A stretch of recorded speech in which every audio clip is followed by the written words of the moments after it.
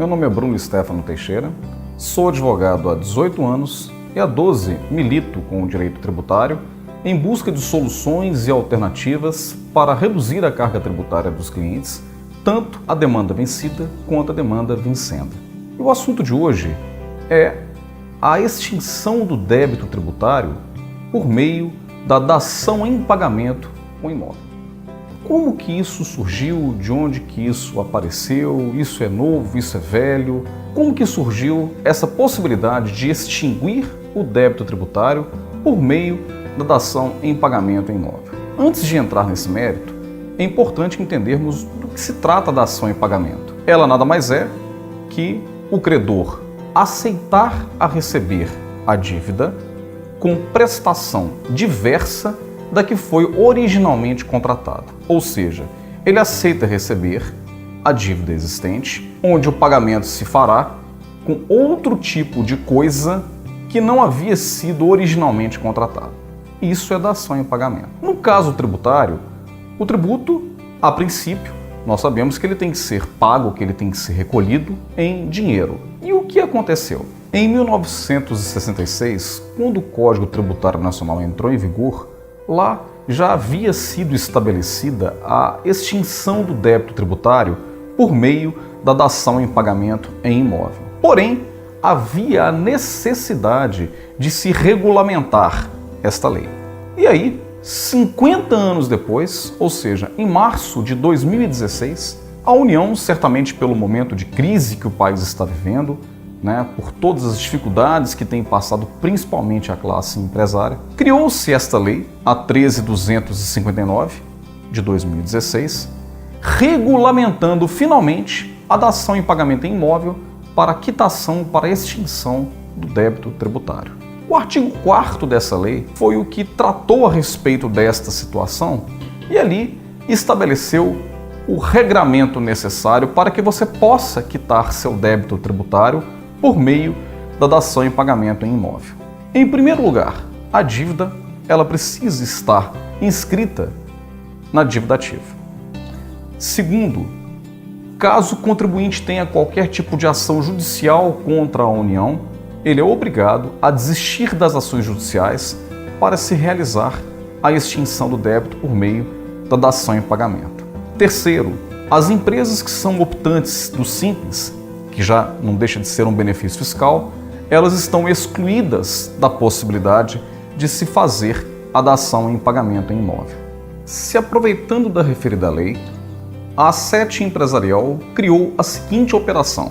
Nós adquirimos os terrenos com um deságio considerável, emitimos a carta fiança de um banco para garantir 100% a operação, ingressamos judicialmente com uma ação de dação em pagamento, pedindo uma liminar para liberação de certidão positiva com efeito negativo e, no mérito, a gente solicita a concretização da dação em pagamento com os imóveis adquiridos e ofertados para a União.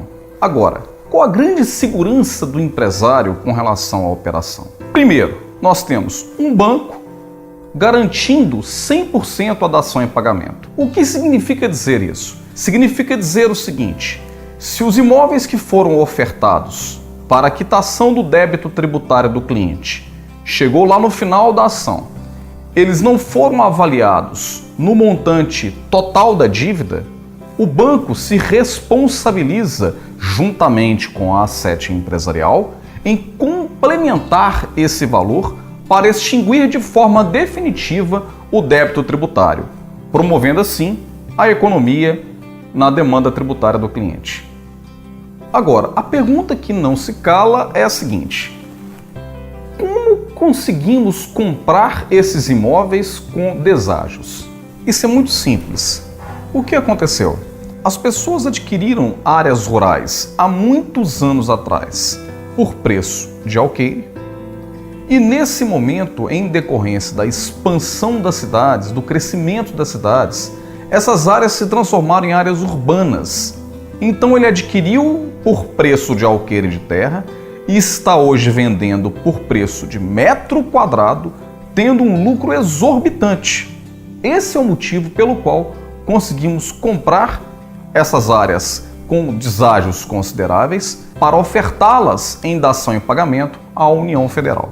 A pergunta mais frequente com relação à realização desse trabalho é: a União pode se recusar a aceitar o bem ofertado para dação em pagamento?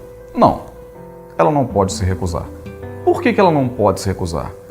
Porque o artigo 4º da lei regulamentou essa forma de extinção do débito tributário. Então ela não pode se recusar. Ela pode se recusar a aceitar a avaliação que foi ofertada. E caso isso ocorra e a perícia chegue à conclusão de que o valor de fato é inferior, tanto a A7 empresarial como o banco que emitiu a carta-fiança garantindo a operação se responsabilizam pela complementação dos imóveis, trazendo a total segurança para o cliente. Outra pergunta muito comum é: quanto tempo duraria uma ação judicial de dação em pagamento? Olha, não tem como se precisar quanto tempo duraria, mas nós estimamos que em no máximo 3 anos essa ação já transitou em julgado, concretizando a dação em pagamento com o imóvel ofertado para a União Federal. Esta é mais uma operação oferecida pela A7 Empresarial.